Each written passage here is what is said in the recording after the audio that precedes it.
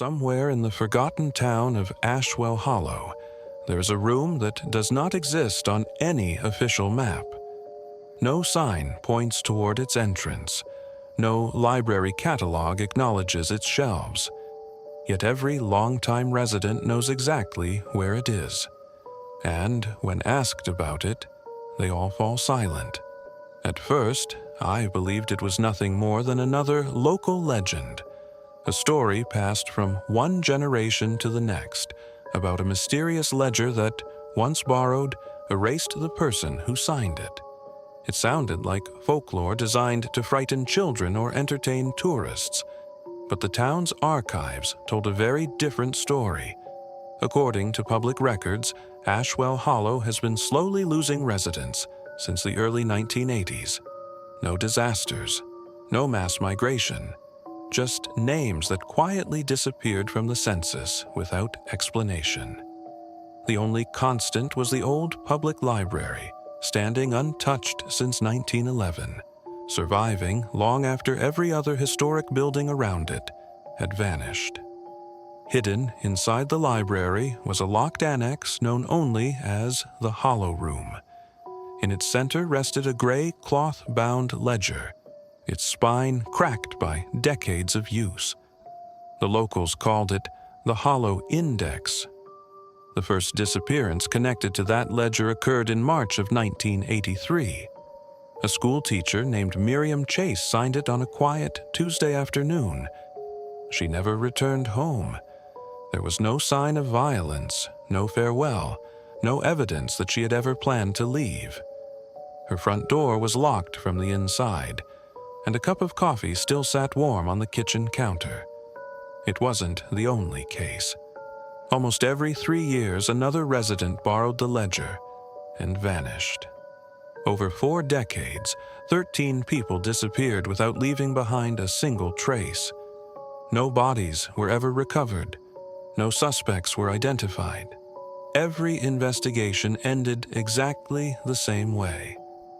But what happened after the disappearances was even more disturbing. Family photographs slowly began to change. Faces that had once been perfectly clear became blurred beyond recognition, as though the photographs themselves were forgetting the people who had stood there. The distortion appeared only around the missing, and no expert could explain why. When I contacted the county sheriff's office, no one agreed to speak on camera. Off the record, one deputy quietly warned me that some questions in Ashwell Hollow were never answered twice. Against everyone's advice, I made a decision no outsider had ever made before. I would borrow the Hollow Index myself. The head librarian, Adele Ornsby, studied me in complete silence before unlocking the hidden room. She handed me the ledger with trembling hands and offered only a single warning. Never read it from beginning to end. Only a few pages. Never all of it. As I opened the aging book, one impossible detail immediately caught my attention. The entries stretched across more than 60 years, yet the handwriting never changed. Thomas Reyes had spent more than 30 years studying the history of Ashwell Hollow. After hours of searching through forgotten archives, he finally looked at me and quietly said something I couldn't explain. The town's population had never truly declined. It had simply stopped growing. New names no longer appeared. The same ones kept returning. At first, I thought he was speaking metaphorically. Then I began comparing old newspaper clippings. Every article about a disappearance contained the same strange detail. The missing person's face was always slightly distorted, blurred around the eyes, as though the photograph itself refused to preserve their identity. The deeper I investigated, the more unsettling the pattern became. Every victim had recently experienced devastating grief. A death in the family, a terrible accident, a life-changing diagnosis. It was as if suffering itself had become the price of admission. Buried beneath decades of county records, I finally found the name I had been searching for. Vantage Behavioral Sciences. Officially, it had been a psychological research institute dedicated to memory therapy. But one sentence changed everything. Voluntary memory modification for trauma resolution. In that moment, the ledger no longer looked like a library book. It looked like a patient registry, as if every signature marked the beginning of a treatment rather than the borrowing of a book. Soon after, another problem emerged. Every time we entered the hollow room, our equipment began to fail. Fresh batteries died within minutes. Audio recordings filled with an almost inaudible high-frequency hum. Cameras glitched for no apparent reason, as though something inside the room resisted being documented. Then, a maintenance worker revealed something the library blueprints never mentioned: a sealed sub-basement hidden beneath the building. Behind a rusted steel door waited thousands of forgotten filing cabinets, each carrying the faded logo of Vantage Behavioral Sciences. None of the records had been destroyed. They had simply been moved underground and left to disappear from history. Inside those files was a procedure called a closure session. Patients could surrender their most painful memories in exchange for complete psychological relief. There was only one requirement. Before the treatment began, they had to write their own name into a shared ledger. For the first time, everything seemed to make sense. The missing people had never been murdered. They had been erased, their memories removed, their identities replaced. But then I uncovered one final file, and every explanation I had built collapsed in an instant.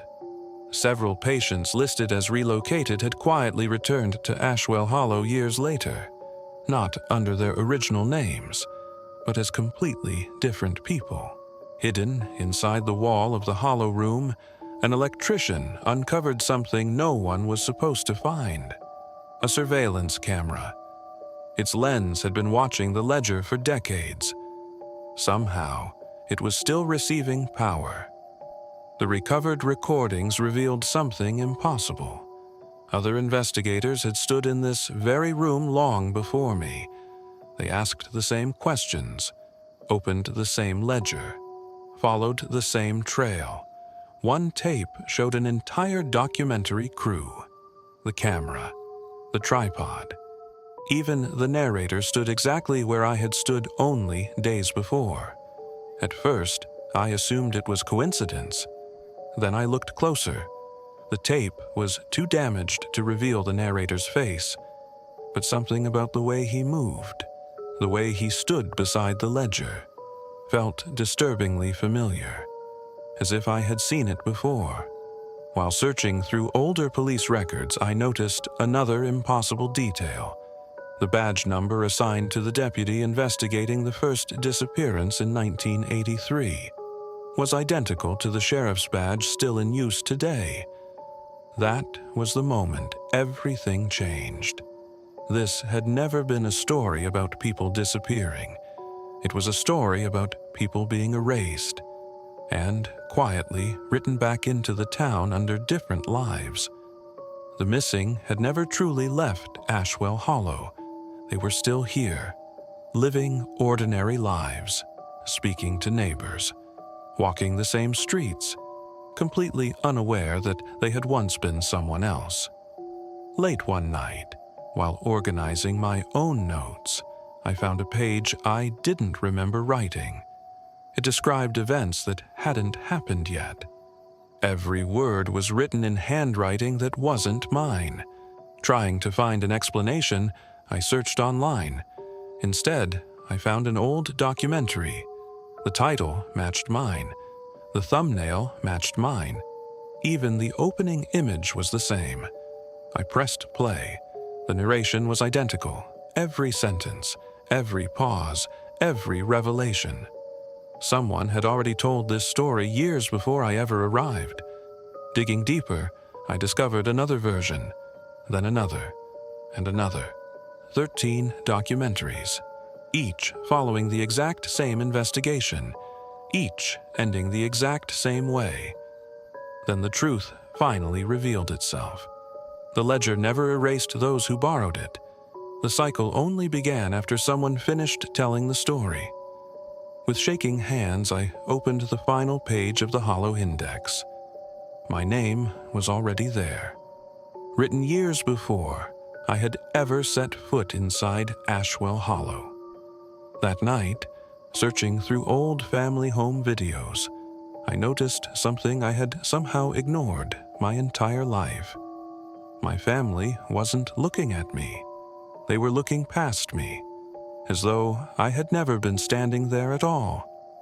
The next morning, one final photograph ended every remaining doubt. Hanging quietly in the library hallway was a group portrait taken decades before I was born. In the back row, someone was staring directly into the camera. He had my face. By then, I believed I finally understood Ashwell Hollow. It wasn't a cursed town. It wasn't haunted. It was something far more disturbing. A place built to erase unbearable memories. A place where broken lives could begin again under different names. For a moment, I thought the mystery was over.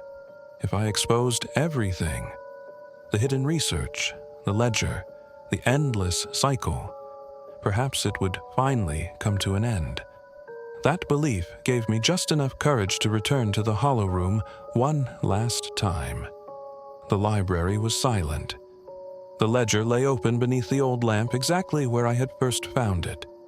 The camera was recording. For the first time since arriving in Ashwell Hollow, I felt strangely calm.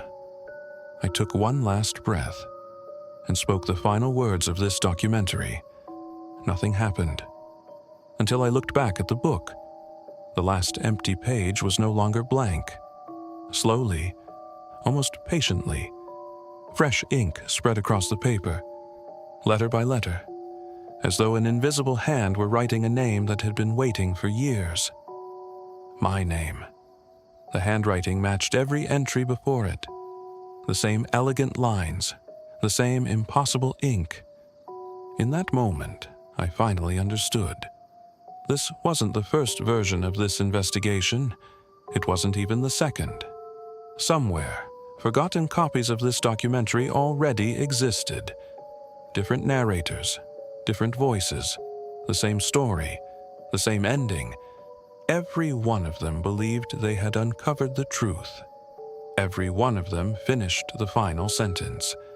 And every one of them quietly disappeared. If you're watching this now, then someone finished this story before me. And somewhere inside Ashwell Hollow, the librarian is already waiting. The ledger is already open. And another name is about to be written.